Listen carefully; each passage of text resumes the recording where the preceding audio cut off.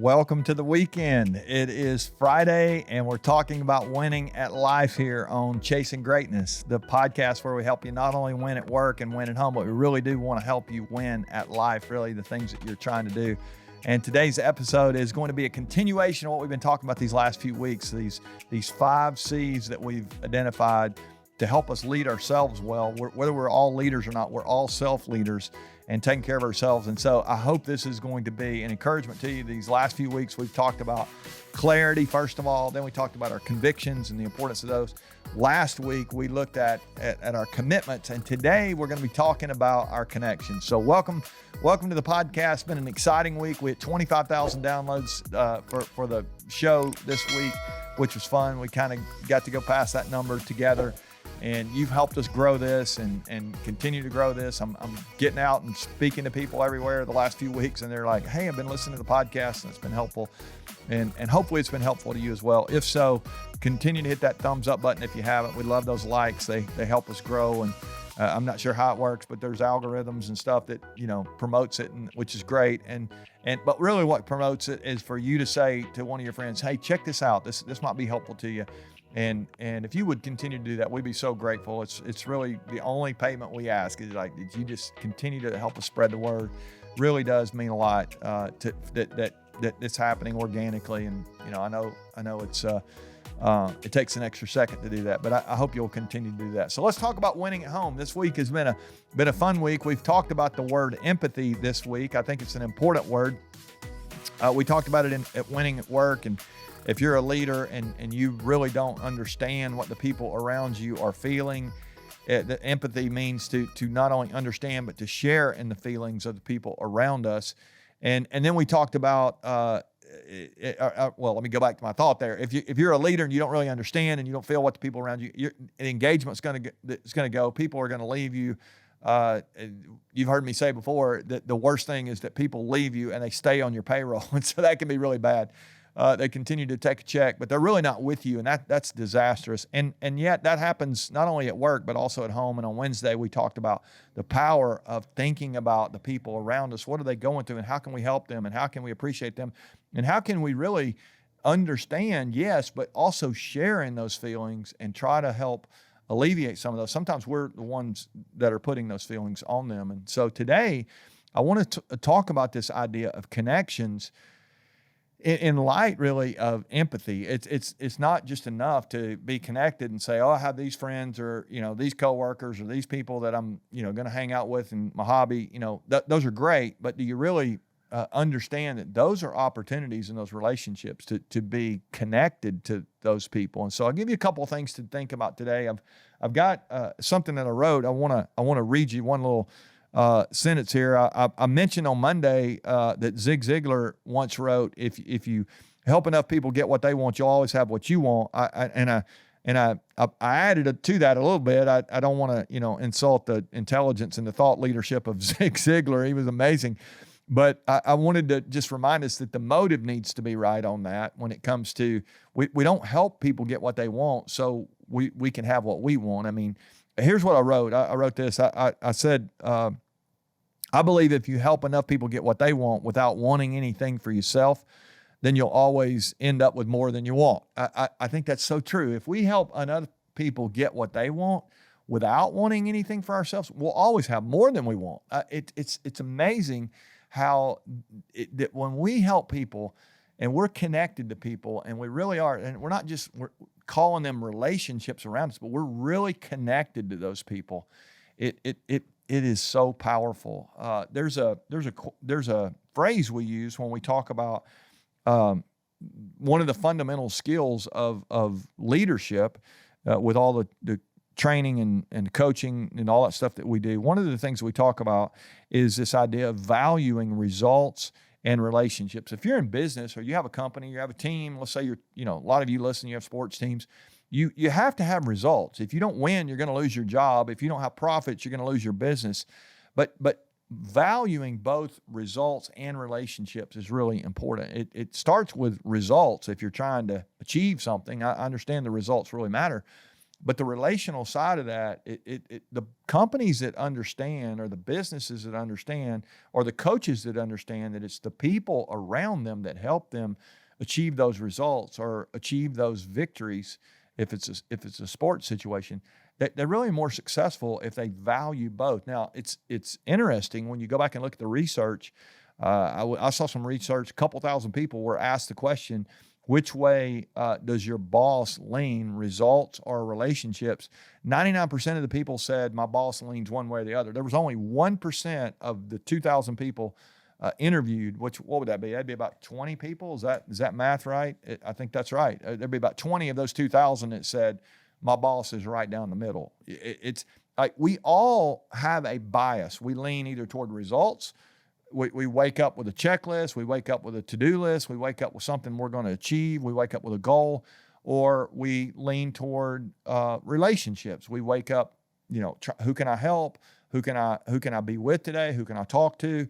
And if you begin to think about it right now, you would lean one way or the other. I think the power is in understanding which way you lean, and then compensating, we always say, for your bias. If you lean toward results, you better get some people around you to help you relationally. And if you lean toward relationships, you better get some results people around you if you really want to achieve all that you're achieve your potential. So that's one way to just kind of let's think about our connections that way. But let's also think about some levels of connection here. If you really want to win at life, if you really want to chase greatness, you want to be as good as you can be, I want to give you 3 levels as you go into the weekend. I'll give you 3 levels of people to think about that would really it'd be valuable if you could have these kind of connections in your life. So the first one is who in your life could you be connected to who could help you? I think that's important to not underestimate the power of a coach, somebody in your life, a mentor, somebody that could really invest in you, somebody who's further along with you. I've got a few people in my life, a couple of people that are a few years older than me. They're more talented, more experienced, they're just like amazing. And when I get around them and get to rub, shoulders with them, life on life with them, my life always levels up. It always challenges me. It always encourages me. It always helps me. And so who is it in your life that really is helping you to level up? I even think about, I got a couple of people I play golf with. One of those people is better than me. I love to play golf. This guy's just better than I am. He's just a little bit better than I am. It's close. Occasionally I win, but it's like playing with this guy has helped me get so much better. Just being around him, watching him. There's things that he does, and I'm like, man, that is just so much more consistent, more. His swing has so much more rhythm. I watch that and I'm like, I got to work on that. I don't want to be like him. I'm not trying to be like him. I need to be me. I need to do what I do. But like when I watch that, I'm going, there's something about that that's just pushing me to try to get better. And I think a coach is like that. I think, maybe you have a supervisor, somebody, a mentor, somebody in your department, somebody that's a coworker. They're maybe in another industry that's doing something similar to what you are, but they're just a little further ahead of you. Who is it that is your mentor, your coach? That's that person that's ahead of you. You look up to them, and you need that person. You need to be connected to that person to help you become as great as you can be. I think that's really important. All right, second level of connection is who would you look at and at a peer level, and this might be in your life, this might be your social relationships. We had a dinner the other night with a few friends, and they were all here around the table, and it was just so life-giving to have people at the table. And as you think about your life, who are you socializing with? Who are you hanging out with? If you really want to be as great as you can be, I think you need to pay attention to who you're hanging out with. There's an old study, you may have heard about this, but it says we become the average of the 5 people we're closest to. In fact, I saw some research that showed our income our average income is about $10,000. If you took the 5 people that you're closest to and you added up their income and you looked at your average income, those incomes are about $10,000, on average. I mean, it's not always. You may have a really rich friend and a really friend who's not doing so much, but chances are you are going to talk like the people you hang out with. You're gonna dress like they do. You're gonna live where they live. You're gonna, hang out in the same schools and communities and churches and all that. The people closest to us really are going to affect us. My old buddy, John Orr, John, I used to work with him. Shout out to John if he happens to be listening. But John always used to say that your friends determine the quality and direction of your life. And so your connections, John would agree with this, your connections, that's what he's saying. They're going to determine who you're going to become. So one thing, just to help you get better, get some people around you that you can lean into. They can help you. You're really doing life together. That's important. But also not just to get better, just to be emotionally healthy, to be in a community where you can help take care of each other. It just becomes really powerful to do that. And so I just want to encourage you to have peers around you, those connections. Don't undervalue those connections. They're really important. And then finally, you need a mentor and a coach. You need peers around you to walk through life with. But who are you connected to in the next generation? I want to really challenge you. Some of you listen to this and you are the next generation. Everybody listening to this is about younger than I am, which is great. But even if you're in your 20s or 30s, do you have somebody behind you that you could say, how could I help them win? Can you get to a level of maturity where you begin to understand the power and the influence you have? Just remember back when you were in middle school. Didn't you look up to high schoolers? Didn't you think, man, I'd love to be like them? Or when you were in high school, were you thinking about somebody in college that you knew, maybe a friend of the family, and they came back and they're like, you elevated them because of their age and what they knew.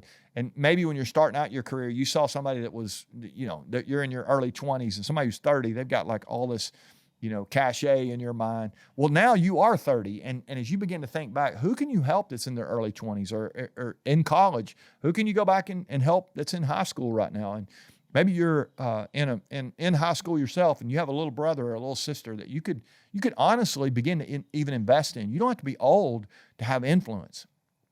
In fact, there's a bunch of people I know who are old. They've squandered their influence, but you can be really young and get this principle and have maturity and say, you know what, I'm going to become a person who invests in the next generation. One of my favorite things to do is to get around people who are younger than I am.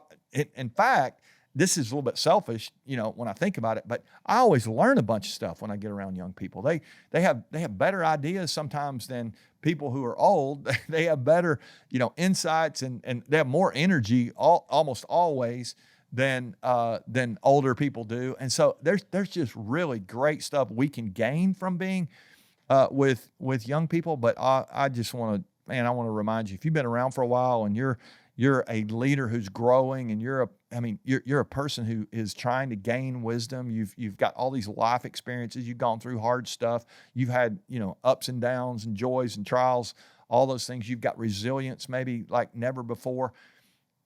Pay that forward. Pay that to the next generation. There's going to come a time where we're going to be, gone from this, this opportunity we have to have these lives. And what's the next generation going to be like? I think about this a lot right now. My kids, my grandkids, hopefully some great grandkids one day. As you begin to think about the world they're going to grow up in, I think one of the best things we could, as older leaders, one of the best things we could do for them is to really invest in them, help them have a foundation that we wish we would have had. I got a buddy of mine. He's just one of the best guys I know. And one of his mantras is he wants to live and be the leader that he needed when he was younger. When he was younger, he had some real challenges that he had to go through, and he didn't have to go through them. It wasn't his, doing. It was like he was dealt some hard circumstances, and because he was going through that, he learned some things and he felt some things, and now he's an older, really, really wise leader, and he's just always investing in the people around him, the next generation people, the people that are in his generation. He's investing in older, he's investing in everybody. This guy's an amazing guy.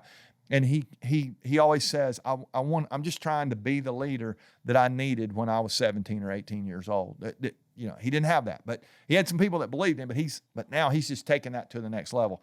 And those challenges that you've felt in the past, the things you've gone through that are hard, you really do have an opportunity to invest in that next generation. So as we think about winning at life today, again, going into the weekend, I want you to not underestimate the power of connections. Help enough people get what they want without wanting something in return, and you'll always have more than you need. I really do believe that. It's just so powerful when we think about our connections. If you really want to build a life, you need a blueprint. What did we say the first week? You got to have clarity. You got to know what you're trying to do, what you're trying to build.